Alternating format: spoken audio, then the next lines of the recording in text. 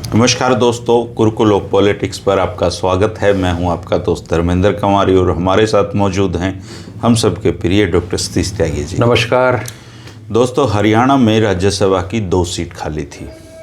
एक सीट पे बीजेपी का जाना था और एक सीट पे कांग्रेस का जाना था और रिजल्ट भी यही आया है। दोनों सीटों पे जिसका दावा बनता था वही राज्यसभा में चले गए।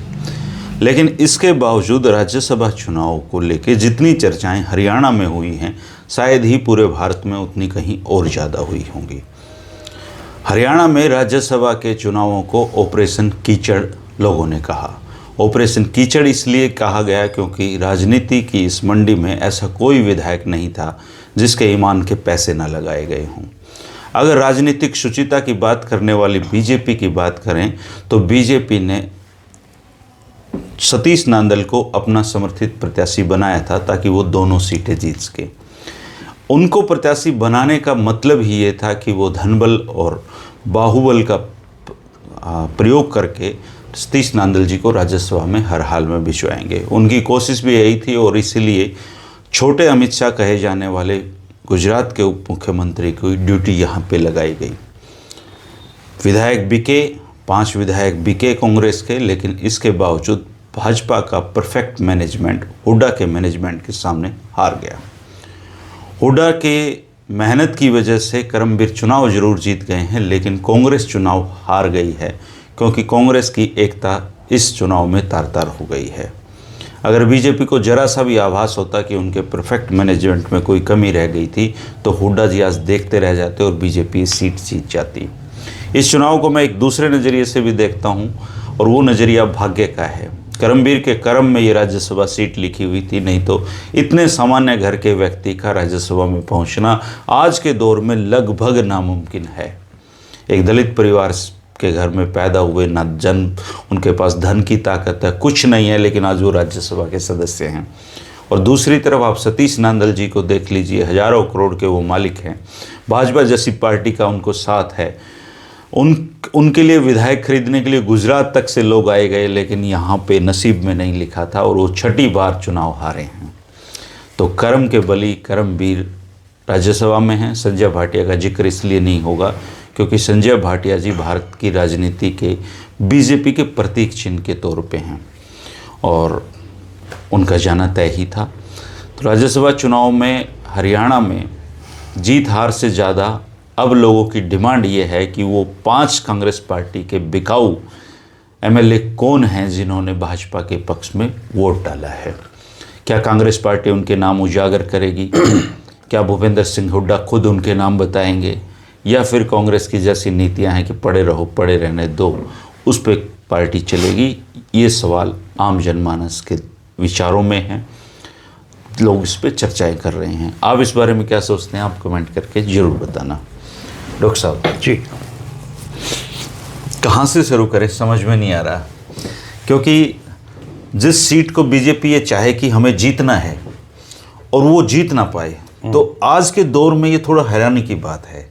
क्योंकि अगर वो चाहें तो पूरी कांग्रेस को ही खरीद लेते, तो लेकिन इसके बावजूद करमबीर राज्यसभा में चले गए और सतीश नांदल जी के पास सब कुछ होते हुए वो राज्यसभा में नहीं जा पाए।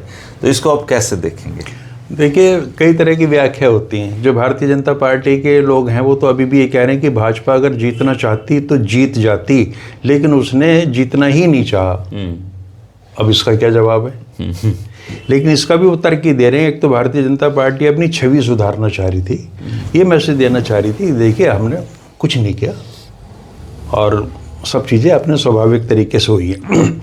लेकिन इस को कोई मानेगा नहीं इस चीज़ को। भारतीय जनता पार्टी ने पूरे चाक चौबंद इंतजाम किए, अपनी पूरी ताकत इसमें झोंकी और फ्रॉम डे 1 वो गलती थोड़ी ये कर गए कि सतीश नांदल की जगह अगर कोई धन कुबेर विनोद शर्मा जैसा होता तो ये काम हो चुका होता। क्या नांदल जी ने कंजूसी बरती? अब पता नहीं कि तो अंदर की बातें क्या हैं, लेकिन देखिए पैसे का एक्सचेंज हुआ, ये तो साफ हो गया। हाँ, आउटस्टैंडिंग हुई है ना, खरीदे गए। तो हो सकता है कि बहुत ज़्यादा लोगों को ट्रैप में ना ला पाया हो कोई व्यक्ति। इस समय ये जो इलेक्शन इतना महत्वपूर्ण हो रहा था कि इंडिपेंडेंट मैं जो कह रहा हूँ कि नांदल जी से कोई बड़ा धन कुबेर होता तो ये सारी चीज़ें मैनेज हो जाती हैं प्रॉपरली। चूँकि अंतर है ही कितना, एक ही का है ना, एक वोट का ही रहता तो बिकने के लिए तो तैयार लोग थे। मुझे ये लग रहा है कि खरीदार चूक कर गया, और उस चूक का भी नतीजा ये हो सकता है, गारंटेड तो हम कुछ नहीं कह सकते क्या बातें। लेकिन दो चीज़ें बहुत सुखद हैं। पहली बार कि हरियाणा का जो राज्यसभा है, राज्यसभा के जो लोग हरियाणा से जाते हैं उनमें पहली बार तो नहीं, इस बार कांग्रेस को प्रतिनिधित्व मिल गया। नंबर 2, दलित समुदाय जो बहुत ज़्यादा संख्या में है, 22-23% है, उसको भी प्रतिनिधित्व मिल गया, है ना। और तीसरी बात यह है कि अभी हुड्डा साहब का रोल इसमें आता है। अब इस तरह की चीज़ें उठ रही हैं कि इस बार हुड्डा साहब के समर्थक विधायक नहीं बिके हैं, बल्कि कोई और बिका है। उनका भी समर्थक, अब ये तो जब वो सामने आएंगे तो उनका भी बिका है। अब ये चीज़ें सामने नहीं आएंगी, और सामने आके या इनके खिलाफ एक्शन लेने का मतलब है कि इनको चिन्हित कर देना कि ये लोग बिके हुए। कांग्रेस पार्टी में चीज़ें नहीं पर जनता तो चाहती है इनको सामने लाओ। जनता चाहती है, जनता 2, 4, 5, 10 दिन में भूल भाल जाएगी इस मामलों को, लेकिन ये सामने नहीं आएंगे। लेकिन जनता कुछ तो जानती है कि वो अपने विधायकों की नब्ज को बहुत अच्छी तरह पहचानते होंगे कौन कौन से हैं, और धीरे धीरे आम लोगों में चर्चाएं चलती रहेंगी। लेकिन ये तय है कि भूपेंद्र सिंह हुड्डा ने अपने चुनावी प्रबंधन की एक साख तो बना ली है कि वो अगर चाहें तो भारतीय जनता पार्टी को मात दे भी सकते हैं। और 5 लोगों का जाना कांग्रेस से किरकिरी तो हुई है, बहुत बड़ी बेइज्जती की बात है, 5 जाने की बात है। 4 वोट इनवैलिड कर दिए उनके, और जनता चाहती भी है सारा का सारा कि भाई ये चेहरे सामने आए, और जनता काफ़ी हद तक अनुमान लगा भी लेगी आने वाले वक्त में। लेकिन आधिकारिक रूप से कांग्रेस पार्टी इस तरह की कोई एक्शन अभी लेगी नहीं। ये एक्शन आपको दिखेगा अगले चुनाव में, इनको प्रत्याशी बनाया जाए या ना बनाया जाए, तो उसमें अभी बहुत लंबा टाइम है। जहाँ तक भारतीय जनता पार्टी की बात है, उसने कोई और कसर छोड़ी नहीं थी। अब पता नहीं कहाँ चूक कर गए, और वो अब चूक का ही विश्लेषण कर रहे हैं बैठे हुए। कायदे से तो अमित शाह को इनको नाम पनिशमेंट देनी चाहिए, अदरवाइज तो इतना है, हाँ, है ना, कि इतना छोटा सा गेम था। और उसमें मतलब मनोहर लाल खट्टर, नायब सैनी, गुजरात का उप मुख्यमंत्री अनुराग ठाकुर, और पता नहीं कितने नेता चंडीगढ़ में पड़े थे। तो 10 घंटे आपको लग गए रिजल्ट डिक्लेयर करने में। तो आप भारतीय जनता पार्टी ने हर लेवल पे अपनी कोशिश करी। और मेरी चिंताएं कुछ और हैं, बहुत ज़्यादा चिंताएं मेरी ये हैं कि एक पार्टी जिसका घोषित अब ये है कि उन्होंने हर कीमत पे, हर तरीके से, हर हथकंडे का इस्तेमाल करके, नैतिक उपायों का इस्तेमाल करके, जैसे भी है सीट जीतना है, चुनाव जीतना है, जिनका एकमेव लक्ष्य यही है। जब लोकतंत्र जाओ भाड़ में, उन्हें कोई लेना देना नहीं इस चीज़ से, और उनके समर्थक भी यही चाहते हैं। तो ये जो प्रवृत्ति चल पड़ी है, ये इन प्रकार चुनाव जीतना और उसमें ये ना देखना सही और गलत क्या है, तो ये भारतीय लोकतंत्र के लिए बहुत ही खतरनाक स्थिति है। और अब इसका मुकाबला विपक्ष कैसे करेगा अपने अपने प्रांतों में या राष्ट्रीय स्तर पे, ये उनको सोचना होगा। चूँकि बीजेपी में तो कोई बदलाव नहीं होने वाला, ये तो और जा सकते हैं, हाँ, और नीचे जा सकते हैं। जो इनका यूएसपी, यूनिक सेलिंग पॉइंट ही ये है। अब ये देखिए ना, इतने बुरे हालात पूरे विश्व के हो रहे हैं, मतलब तीसरे विश्व युद्ध की एक शुरुआत हो चुकी है एक तरीके से, और भारत का जो प्रधानमंत्री है वो आज भी उसकी प्राथमिकता बंगाल का चुनाव है, केरल का चुनाव है, तमिलनाडु का चुनाव है। तो वहाँ जाके हल्की सतही बातें कर रहे हैं वो, और कोई गंभीर मसला उसको नहीं छेड़ रहे, किसी मुद्दे पे वो बातचीत नहीं कर रहे। सारे देश में क्राइसिस है, एलपीजी का मान ही नहीं रहे जी, ऊर्जा का संकट है, उसको नहीं मान रहे, और जाके चुनाव की बात हो रही है सिर्फ। और उसमें भी पूरी मतलब हठधर्मिता के साथ ये कह रहे हैं कि हम सफल लोग हैं और आप हमें फिर से वोट दीजिएगा। पता नहीं क्या चक्कर है। 2-2, 3-3 बार जिन राज्यों में इनकी सरकार है, वहाँ एक मौका और मांग रहे हैं। तो बीजेपी, अब मैं इसको पॉलिटिकल पार्टी मैंने मानना छोड़ दिया है। ये इलेक्शन विनिंग मशीन है, ये इन प्रकार है, बस चुनाव जीतो और अपना काम करो, ये इनकी प्राथमिकता। इस प्राथमिकता के सामने ना इनके सामने देश है, ना इनके सामने प्रदेश है, और ना समाज है। चाहे समाज में सारा सद्भाव खत्म हो जाए, कुछ भी होता रहे, इनको हर कीमत पे जीत चाहिए। हरियाणा के इस चुनाव के परिणाम से कुछ चीज़ें कांग्रेस के हित में मतलब साफ साफ दिख रही हैं, बशर्ते अब कांग्रेस इसका फ़ायदा उठाए। कोशिश की जा रही है कि ये दिखा दिया जाए कि जो करमवीर हैं वो कहीं जुड़े हुए हैं पावर हाउस से किसी, वो कोशिश हो रही हैं। अभी चौधरी वीरेंद्र सिंह ने उससे पूछा गया था कि भाई क्या स्थिति रहेगी, तो उन्होंने कहा कि जीतने की इसलिए भी संभावना है। उन्होंने पत्रकारों की ओर इशारा करते हुए कहा कि जैसा आप लोग कहते हो कि वो किसी के आदमी नहीं है। तो अब ये एक मैसेज तो ये गया है कि जो किसी का नहीं है, इनमें से जो 3 4 5 यहाँ है, उसकी जीतने की संभावनाएं ज़्यादा हैं। तो हो सकता है कि अगले विधानसभा चुनाव में ऐसे नए चेहरे आपको मिलें, और ये शुरुआत यहाँ से हो गई है। तो अगले विधानसभा चुनाव में मेरी समझ ये कहती है कम से कम 25-30 लोग ऐसे आएंगे जो निर्गुट होंगे, किसी गुट में नहीं होंगे, क्योंकि ये फार्मूला राहुल गांधी की समझ में आ गया और उन्होंने कांग्रेस बदलनी है। तो अगर कुछ लोगों को, कुछ नेताओं को इस समय राहत मिल भी रही है तो वो इसको स्थायी ना मान कर चले, क्योंकि राहुल गांधी का जो एजेंडा है वो इसे हर कीमत पर लागू करेंगे। लेकिन एक चीज़ है सर, इसमें जैसे 5 MLA क्रॉस वोट किया, तो भले ही इनका विपक्ष 32 विधायकों का हो, तो 5 विधायकों को क्यों ना सदस्यता उनके, मतलब उनको पार्टी से बाहर निकाला जाए। बेशक वो सदस्य बने रहो, बीजेपी के बेंचों पे जाके वो बैठ जाएं, लेकिन हरियाणा प्रदेश की जनता जिन्होंने उनको वोट दिया था और वो अपनी कीमत लगा के बिक के वहाँ पे आ गए हैं, उनका पता तो चलना चाहिए। मोरलिटी तो यही कहती है। हाँ, देखिए आप बात कर रहे हो नैतिकता की और उस चीज़ की कि जो होना चाहिए, लेकिन ये चीज़ें होंगी नहीं, क्योंकि कांग्रेस आज पता नहीं, कांग्रेस शब्द आते हैं ना दिमाग में, हर पीढ़ी अलग ढंग से सोचती है। मैं कांग्रेस की बात करता हूं तो अगर मैं इस वर्तमान कांग्रेस को ना देख रहा होता तो मेरे सामने 60, 70, 80, 90 के दशक की कांग्रेस है जो इससे बहुत बेहतर स्थिति में थी। उस समय कांग्रेस पार्टी भी नैतिक मूल्यों में भरोसा करती थी। आपको मैं भी एक किस्सा बताऊं कि जो अर्जुन सिंह चीफ मिनिस्टर रहे हैं और केंद्रीय मंत्री भी रहे, मध्य प्रदेश के गवर्नर भी रहे, बहुत बड़े नेता थे वो। उनके पिताजी को एक डायमंड माइनिंग केस में सज़ा हो गई थी 3 साल की, और वो कांग्रेस ने कैंडिडेट बना दिए। तो पंडित जवाहरलाल नेहरू उनके मंच पे गए तो किसी ने बता दिया कि साहब ये जो सज्जन है राव शिव प्रसाद सिंह, अर्जुन सिंह के फादर, इनकी इन्वॉल्वमेंट रही है उसमें, डायमंड माइनिंग के केस में। तो पंडित जवाहरलाल नेहरू ने मंच से उनके लिए वोट नहीं मांगे, ना उनकी तारीफ की, सारा एजेंडा ही बदल दिया।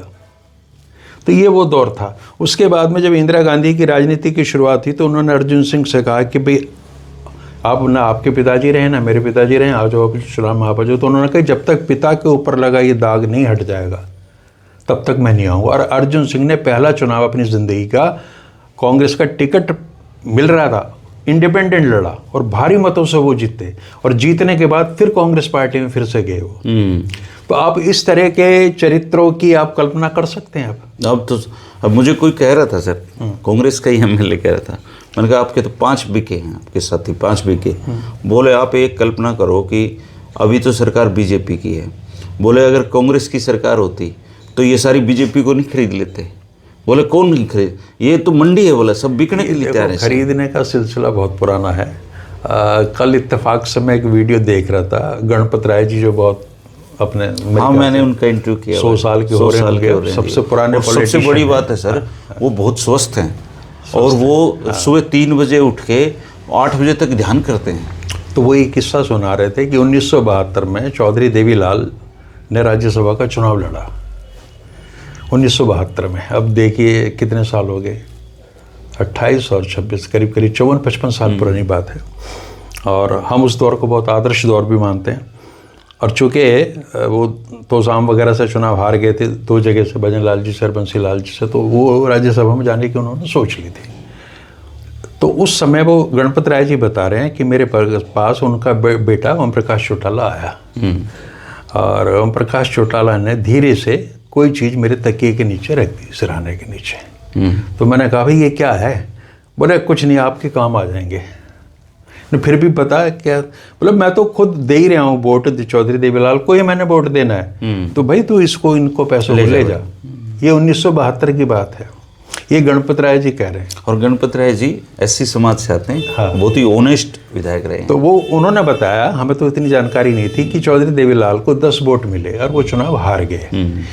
तो अब आप देखिए, जब 55-56 साल पहले भी मतलब ये सिस्टम रहा था है, और इसकी ताकीद कौन कर रहे हैं? इतने हमारे सीनियर मोस्ट पॉलिटिशियन हरियाणा के आज की डेट में, जो शतायु होने सबसे ज़्यादा मतलब हुड्डा साहब के बाद वो जो क्या नाम उनका, तो और हरिचंद हुड्डा जी उसके बाद जब भी राज्यसभा के चुनाव हुए हैं इस तरह की चीजें होती हैं। राज्यसभा तो इन कामों के लिए कुख्यात हो चुकी है। और जबकि वो अपर हाउस बनाया था इसलिए कि विद्वान और समझदार लोग वहां पहुंच के देश की समस्याओं पे चर्चा करेंगे, कानून में उल्टा हो रहा, वो तो कबाड़ भर गया जी, सारा कबाड़ भर गया। और वहाँ पे जो है जो माफिया आने लगे हैं, दबंग लोग आने चुके हैं, और जो जिनमें पैसे की ताकत के बल पे जो विधायकों को खरीद सकते हैं वो लोग आ रहे हैं। तो जो एक पहले सम्मान की दृष्टि से देखा जाता था राज्यसभा को, अब वो स्थिति बिल्कुल रही नहीं। और ऐसे ऐसे लोग ही अब जा रहे हैं जिनका कोई ना तो उनकी वैचारिकी है, ना उनके पास में कोई फिलॉसफी है ज़िंदगी जीने की, और केवल पैसे के आधार पर जा रहे हैं। और मुझे लग रहा है कि ये टेंडेंसी और ज़्यादा भविष्य में बढ़ेगी। ये तो साफ कहा गया था कि 100 करोड़ में राज्यसभा मिल रही, तो राज्यसभा की सीट राजनीतिक दल बेच रहे हैं, उसके बेचने के बाद में विधायकों को खरीदा जा रहा है। तो ये पूरी तरीके से मंडी में जिस तरह का व्यापार हो रहा है उस तरह की स्थिति होगी। और हरियाणा तो चूँकि हमारा शुरू से है ही, तो उनको जितने लोगों को ये विश्वास था कि कांग्रेसी बिकेंगे, इतना ही भाजपा की काबिलियत पर भरोसा था कि ये खरीदेंगे। तो थोड़ा सा ट्रांजैक्शन का मामला हो गया। जो मैंने शुरू में कहा कि सतीश नांदल मतलब ठीक है, बीजेपी का और कॉन्फिडेंस मुझे इसमें सबसे बड़ा लगता है। संपन्न व्यक्ति हैं लेकिन उतने नहीं है। गोपाल कांडा, विनोद शर्मा या और 4-5 लोग हैं इस तरीके के जो इस चुनाव में 100, 200, 300, 500 करोड़ भी खर्च कर सकते थे। कलेजा भी होता है नहीं खर्च करने का। हाँ, तो मुझे मेरा ये लग रहा है कि वो उनका जो धन कुबेर वाला जो करेक्टर है, रूप है, वो कहीं कमजोर सा पड़ गया। और हो सकता है ये जो बिके हैं इनके को बहुत ज़्यादा रेट ना मिला हो। और अब कांग्रेस को नज़र रखनी चाहिए, चूँकि अभी फुल पेमेंट तो हुई नहीं होगी। तो जो संदिग्ध लोग हैं उनकी थोड़ी सी जांच में रखें। और इस तरह का जो पैसा आता है ना धर्मेंद्र जी, वो जल्दी दिखना भी शुरू हो जाता है। कहीं ना कहीं तो उसके लक्षण नजर आएंगे। लक्षण क्या है? वोट तो वोट दिखा के डाला है जी। हाँ, देखो भूपेंद्र सिंह हुड्डा को और बीबी बत्रा जी को तो ये पता है क्योंकि वोट तो दिखा के डाला गया है जी उनको कि हम किसको डाल रहे हैं। तो देखो वैसे तो कांग्रेस के बीबी बत्रा जी रोने लग गए, मतलब जब उन्होंने ये देखा कि किन लोगों ने क्रॉस वोटिंग की है, तो वो उनके आंखों में आंसू आ गए। अच्छा, हाँ, कि यार मतलब तुम भी बिकोगे। हाँ, ये मतलब शॉकिंग है। बीबी बत्रा जी जो रोहतक के विधायक हैं, वो क्रॉस वोटिंग वालों के नाम देख के रोने लग गए। अब ना तो बत्रा जी बताएंगे ना हुड्डा साहब बताएंगे, पता नहीं कोई उनके कलेजे का टुकड़ा ना हो के। आंसू कब आएंगे? आंसू मतलब वो इतना जेन्युइन उनको लगता था ये हमारा मतलब बहुत ही अच्छा साथी है, उसने वोट डाल दिया है। तो नहीं, अगर उनको पता है तो अब जनता के सामने इसको लाने में कोई नुकसान भी नहीं लाने चाहिए, क्योंकि बजाय इसके कि हर आदमी डाउटफुल निकालना चाहिए। इससे सदस्यता खत्म नहीं होगी। हाँ, पर लोगों को पता लगेगा। देखिए बेहतर स्थिति है कि 37 के 37 डाउटफुल हो जाए, उससे बेहतर तो आप बता दो कि 5 ही हैं, कम से कम 32 की निष्ठा पर तो सवाल नहीं। और ये 4 तो इनवैलिड जो वोट किए हैं सर, ये जेन्युइनली मतलब ये ऐसे ही धक्काशाही के किए हुए। तो अभी तो सारे ही चोर नजर आ रहे हैं। ऐसे में क्या हो सकता है? सब चोर हैं भाई। देखो किसी ना किसी वजह को लेकर पिछले 2 चुनावों में कांग्रेस के, हरियाणा कांग्रेस के सबसे बड़े नेता पर सवाल उठते रहे, उनको डाउटफुल किया गया। और अब भी हैं कुछ चेहरे, बड़े लोग भी हैं कि किस गुट के हैं। तो बजाय इसके कि सारी कांग्रेस को आप शक के दायरे में रखो और आप ले लो एक्शन, बताइए अपने राष्ट्रीय नेतृत्व को जाके, राहुल गांधी को, कि ये लोग इन्होंने किए, और ये फैसला उन पर छोड़ दें कि वो क्या करते हैं। क्योंकि ऐसे विभीषणों को अगर आप साथ रखोगे तो ये तो नुकसान तो करेंगे और ये आगे भी करेंगे। और भाजपा तो इस मामले में माहिर है अपने स्लीपर सेल भेजने के चक्कर में। लेकिन अगर देखा जाए सर, अगर ये सुचिता की बात करें राजनीति की, 2 सीट खाली हुई थी, एक में बीजेपी का दावा बनता था, एक में कांग्रेस का दावा बनता था। वो तो साफ था। तो 2 ही फार्म भरे जाते, निर्विरोध चुने जाते। मतलब इस हॉर्स ट्रेडिंग की जरूरत क्या थी? मतलब हरियाणा में लोगों को खरीदने और बेचने की नौबत क्या आई, क्यों आनी? आप ये देखो कि 4 बजे आपकी वोटिंग खत्म होगी, उसके बाद में हालात इतने खराब हो गए कि खड़गे जी इलेक्शन कमीशन को लेटर लिख रहे हैं, उनके प्रतिनिधिमंडल जा रहे हैं, और 10 घंटे लग गए चीज़ों का फैसला होने में। 2 बजे रात को फैसला हुआ। मतलब सरकार पूरी कोशिश कर रही थी, और जो जीत का अंतर है वो तो 1 से भी कम है, 0.66 मतलब बनता है कैलकुलेशन के। तो इससे बिल्कुल साफ है कि भारतीय जनता पार्टी के प्रयासों में, या कहूँगा कुत्सित प्रयासों में, कोई कमी नहीं थी। और जिन लोगों ने ये प्रयास किए हैं, भारतीय जनता पार्टी में हर आदमी थोड़ी जानता कौन है, जो 2-4 लोग वहाँ इन्वॉल्व हैं।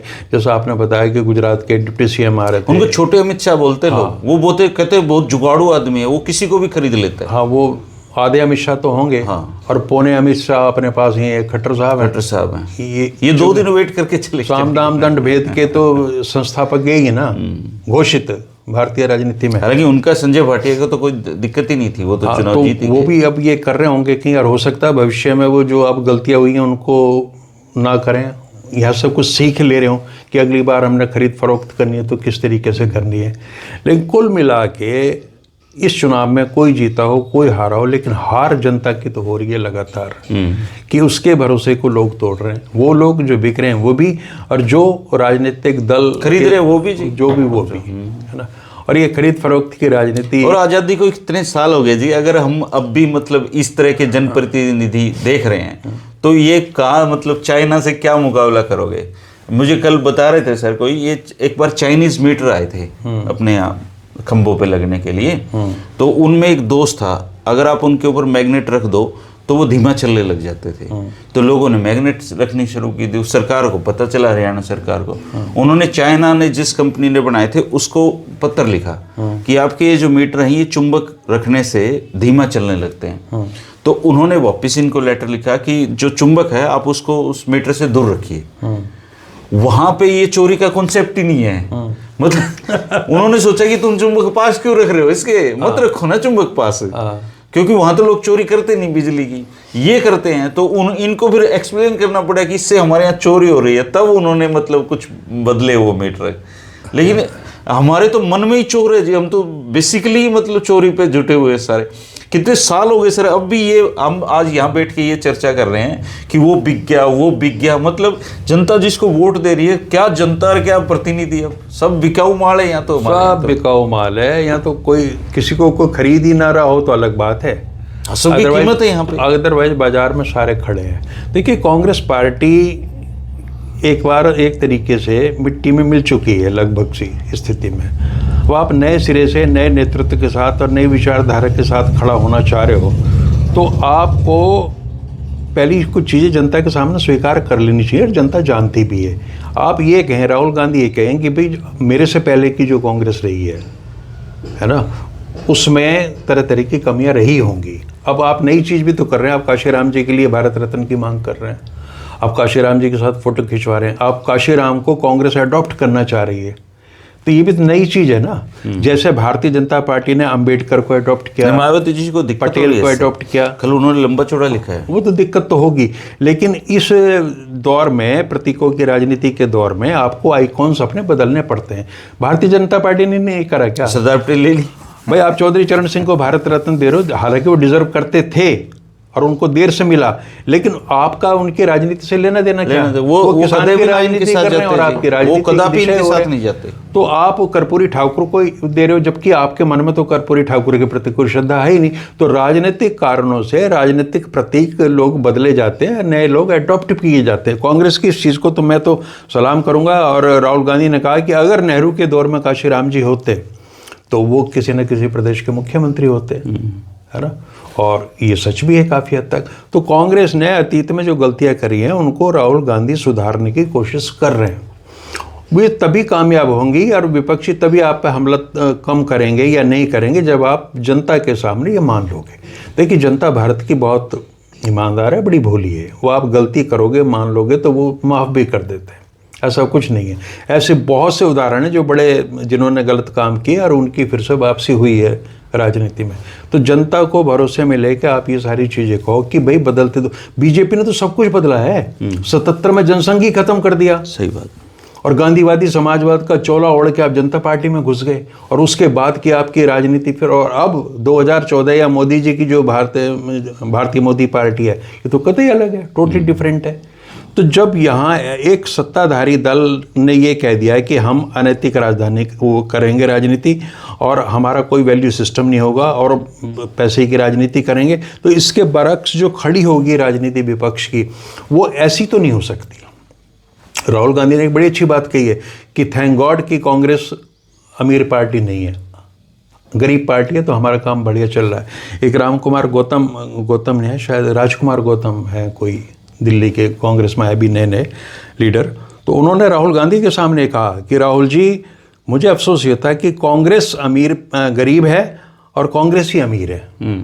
बोलो मैंने अरबों अरबोपति लोग देख लिए कांग्रेस में, लेकिन वो कांग्रेस संगठन को कुछ नहीं देते। तो इतने लंबे टाइम में कांग्रेस के अंदर, आप ये सच भी है, आपको इर्द गिर्द अपने जो कांग्रेसी मिलेंगे, मेजॉरिटी जो विधायक सांसद रहे हैं उन पैसे वाले हैं, वो सब पैसे वाले हैं, और कांग्रेस गरीब है कांग्रेस। तो अब इस तरह की बातें खुल के, जब ये तंवर प्रदेश अध्यक्ष थे, ये लिख लिख के मर गया, विधायकों ने चंदा ही नहीं दिया कांग्रेस पार्टी को, नहीं देते। हाँ, तो इनसे तो निकालना पड़ेगा ना जैसे तैसे, ऐसे नहीं होगा। और संसाधन तो चाहिए आपको। अब जैसे करमबीर जीते हैं सर, देखो 5 लोग चुने जाते हैं हरियाणा से, जी जी, पता नहीं कितने तो चुन के चले गए और कितने आगे आने वाले हैं, लेकिन करमबीर उन गिने चुने लोगों में से है जिनकी चर्चा हो रही है सर। और बंदे के पास ना पैसे हैं, ना किसी नेता का आशीर्वाद है, कहाँ से तो उसको टिकट मिली, और बीजेपी के इस हॉर्स ट्रेडिंग के बाजार में सर वो जीत के निकल गया। देखो आप, इतनी बड़ी बात है। मतलब हम चूंकि भारत के लोग भाग्यवादी ज्यादा हैं, मैं यहाँ देखता हूँ सतीश नांदल जी के पास सब कुछ है सर, परमात्मा का दिया हुआ, लेकिन नहीं जीत पा रहे। देख लो, एक 3 बार तो उन्होंने विधानसभा के लिए प्रयास कर लिया, 3 बार वो हार चुके हैं। और राज्यसभा का प्रयास तो उनका, एक फायदा तो उनको हुआ कि अब हरियाणा में लोग उनको जान गए, जो भी थोड़े राजनीतिक रूप से संवेदनशील लोग हैं वो सतीश नांदल का नाम तो जान गए, ये फायदा तो उनको मिला है, और कोई फायदा नहीं मिला। और साथ में ये भी जान गए कि भाई करमवीर के मुकाबले में थोड़े करम माड़े हैं, है ना।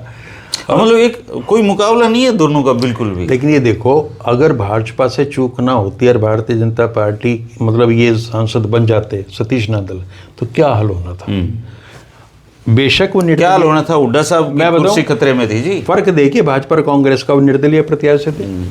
लेकिन आज जुलूस भारतीय जनता पार्टी की दिवाली और होली भाजपा के कार्यकर्ता मना रहे होते हैं, और रंग बिरंगे होकर सतीश नांदल ना बोहर तक जाते हैं और उससे भी आगे ग्रामीण क्षेत्रों में। अब देखना है करमवीर जीते, कुछ नहीं होने देना। कांग्रेस के दफ्तर में ऐसे सन्नाटा मिलेगा आपको जैसे हारने के बाद होता है। भाई कम से कम एक तुम्हारी इतनी बड़ी जीत हुई है, जुलूस निकाल लो, होली दिवाली तुम भी मना लो, पटाखे छोड़ दो। भाजपा वाले तो रात के 1:30 बजे अगर ये समाचार आता रात को ही कर देते, रात को रॉकेट चला देते हो। हाँ, तो इनको ना तो इनमें उत्सव धर्मिता है।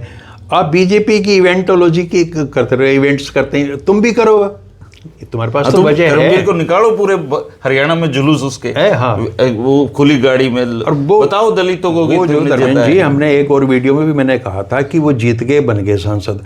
अब कांग्रेस पार्टी उनका लाभ कैसे उठाए? अगर वो किसी ना किसी हवेली में जाके जुड़ गए, किसी हवेली। लेकिन मैंने उनके 1-2 वीडियो सुने, उनमें पॉलिटिकल करंट तो है जी। वो मतलब जिस बिरादरी से वो आते हैं, जिस समाज से, उसको तो वो साथ जोड़ सकते हैं। करंट तो है। देखिए, मैं पता नहीं क्यों मेरे दिमाग में आइडिया रहते हैं कि भाई कांग्रेस जिंदा हो जाए ठीक से, है ना। और उसके हमारा ये नजरिया तो है ना, तो चाहते हैं अपोजिशन मजबूत हो। तो अब कांग्रेस पार्टी को ये करना पड़ेगा कि हर जातियों में, हर सामाजिक समूह में दमदार नेतृत्व पैदा करना पड़ेगा। आ गए करमवीर, जाना पहचाना नाम है, सारा दलित समाज जान गया। इनकी प्रतिभा का फायदा दलित समूहों को कांग्रेस में आकर्षित करने के लिए ही करो। और जो पहले भी मैंने कहा था कि इनको साधन दो। ये जो अमीर कांग्रेसी हैं, अरबपति खरबपति, ये अपनी जेब ढीली करें और इनको पैसे दें, और ये अपने वर्ग में काम करें। ऐसे ही ओबीसी क्लास में काम करें, हर वर्ग के उसी में।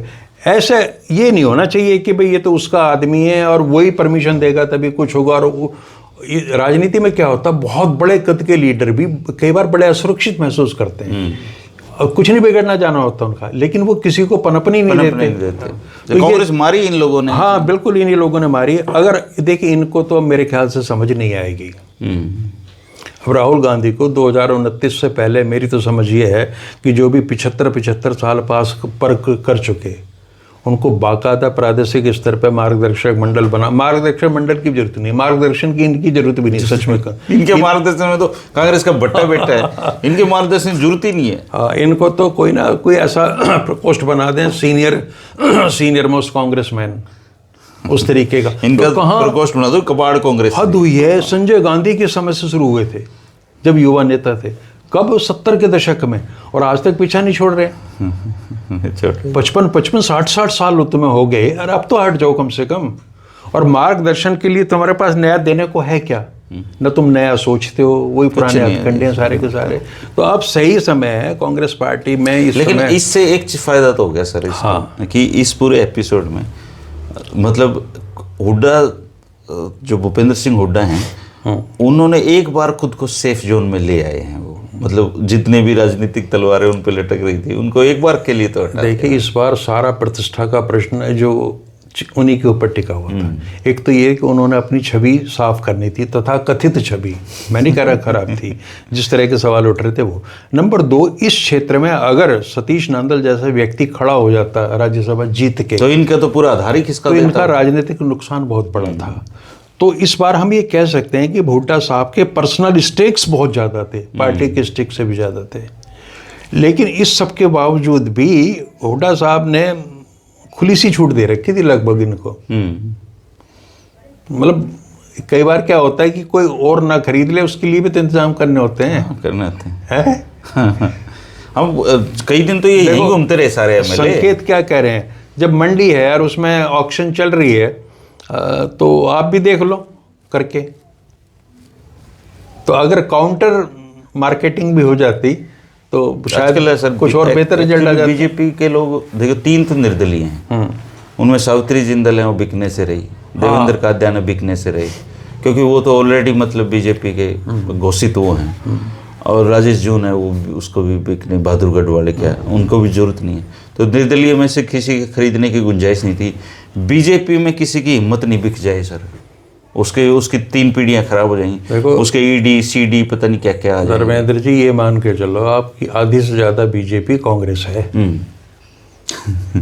और कांग्रेस अगर केंद्र में कमजोर हो ना, तो ये सारे खरीद लो इनको। आप संपर्क करने की, देखो इससे एक तो मेंबरशिप नहीं जा रही, कहीं कुछ नहीं होने जाना था। और भाजपा अगर क्रॉस वोटिंग होती भी तो वो जाहिर भी नहीं करते उन चीज़ों को। लेकिन अब आप राजनीति में हो और प्रतिद्वंदी हो, तो ये एफर्ट्स करते, तो मैं मान के चलता हूँ कि हो सकता था। अच्छा, खरीद सकते हैं ऐसे अच्छा, इस पूरे एपिसोड में सर एक पार्टी चर्चा में रही जी, और वो है आईएनएलडी। उनके 2 वोट थे। सतीश नांदल की उम्र गुजर गई इनेलो में, वो उनके 2 वोट नहीं हासिल कर पाए। बीजेपी का ये मैनेजमेंट खराब हुआ है या बीजेपी का, कि बीजेपी ने वो वोट नांदल को डलवाए भी नहीं। और जो कहते थे कि ये बीजेपी की बी टीम है इनेलो, आज वो सबसे साफ खुद को बता रहे हैं हम ही हैं। अगर कोई सही सब, इवन नायब सैनी ये कह रहा है कि आईएनएलडी बी टीम तो कांग्रेस की है। तो ऐसा आज के दौर में मतलब कि अभय चौटाला पे बीजेपी का प्रेशर काम नहीं किया, या उन्होंने प्रेशर नहीं डाला, या फिर ये क्या समीकरण है, ये अलग ही कहानी है। देखो, ये एबीसी कौन है, ए टीम है, कौन भी है, इसका तो फैसला बड़ा मुश्किल हो जाता है। अब लोग अपने अपने ढंग से व्याख्या करेंगे। देखो, हम तो नहीं थे बी टीम है, और अभय सिंह कह रहे हैं कि हुड्डा साहब, अगर अब उनके 2 कैंडिडेट ने वोट डाला होता सतीश नांदल को, तो वो आज एमपी होता है। देखिए, अभय सिंह किस तरीके से निर्णय लेते हैं, उनकी पार्टी की तो उनकी सोच है। लेकिन अगर मैं अभय सिंह की जगह होता, निबंध है ये, इफ आई वर अभय सिंह, तो क्या होता? तो मैं ये करता कि आप देखिए, इनेलो समझौते किससे करती है? बसपा से। अभय सिंह ये कहते कि मैं राजनीतिक रूप से, वैचारिक रूप से कांग्रेस के एकदम खिलाफ हूँ और मैं नहीं चाहता एक दिन भी ये सत्ता में रहे। लेकिन चूंकि कांग्रेस का प्रत्याशी दलित समुदाय से आ रहा है ना, इसलिए मैं उसका विरोध नहीं करूंगा। इसमें अभय सिंह का क्या बड़ा कैनवास हो जाता है ना, उनका कैनवास बड़ा हो जाता है। अब जो वो उदाहरण दे रहे हैं कि भाजपा के अमुक नेताओं ने देवीलाल जी को गालियां दी, ओम प्रकाश जी को गालियां दी, मुझे गालियां दी, कांग्रेस के इन लोगों ने हमें गालियां दी, ये दी, वो सारी लड़ाई ऐसे लगे जैसे कोई पर्सनल सी हो गई। पॉलिटिकल नहीं रही। राजनीति में आप एक मैसेजिंग ये हो सकती थी, अब कांग्रेस को गाली दो, आलोचना करो, सारी बातें करो, और ये भी कह दो कि मुझ पर आरोप लग सकता है इस तरीके का, ठीक है। लेकिन मैं व्यापक हित में और दलित समुदाय के हित में और उनकी आवाज राज्यसभा के जरिए बुलंद हो, तो मैं कर्मवीर को वोट दे रहा हूँ। क्योंकि एक उस समाज से आते हैं जिसमें बहुत कम प्रतिनिधित्व मिलता है। अब हो सकता है ये चीज़ें मुझे अच्छी लग रही हो या जो कुछ सुनने वालों को अच्छी लगे, लेकिन ये होना चाहिए था। इससे अभय सिंह की राजनीतिक परिपक्वता का संदेश जाता, उनकी व्यापक सोच का ये जाता कि वो पर्सनल पॉलिटिक्स से ऊपर उठ के उन्होंने एक बड़ी बात की है और दलित समुदाय में उनके लिए एक सॉफ्ट कॉर्नर पैदा होता। अभी अभय सिंह अगली बार सरकार नहीं बना रहे, लेकिन भविष्य की राजनीति के लिए अभय सिंह के लिए ये जरूरी सा कदम था। कांग्रेस का विरोध करो, आप सारी चीज़ें कह दो जितनी है, लेकिन ये सारी चीज़ों के बावजूद मैं दलित भाई को अपने समर्थन दे रहा हूँ ताकि वो राज्यसभा में पहुँच के हरियाणा के मुद्दों को उठाता है। इससे उनका एक कद भी बढ़ता है, एक राजनीतिक समझ पर उनकी लोग उनको फिर बड़े नेता के तौर पे मतलब और इसमें नुकसान कुछ नहीं था। नुकसान तो 2 वोट उनकी गैर हाजिर रहे हैं। ABC टीम उनको फिर भी बोला ही जाएगा। बीएसपी उनके पार्टनर है, बीएसपी के कार्यकर्ता, बीएसपी के नेता, कैडर से निकले हुए लोग ये कहते कि देखो आज अगर कोई सांसद हमारा वहाँ पहुँचा है तो उसमें अभय सिंह की भूमिका है। और ये तब है जब कांग्रेस और अभय सिंह एक दूसरे से पटरी नहीं बैठती। तो राजनीतिक रूप से एक ज़्यादा समझदारी भरा फैसला ये होता कि चलिए ठीक है, उनके वो कह रहे हैं एक सांप है, एक नाग है, एक बिच्छू है।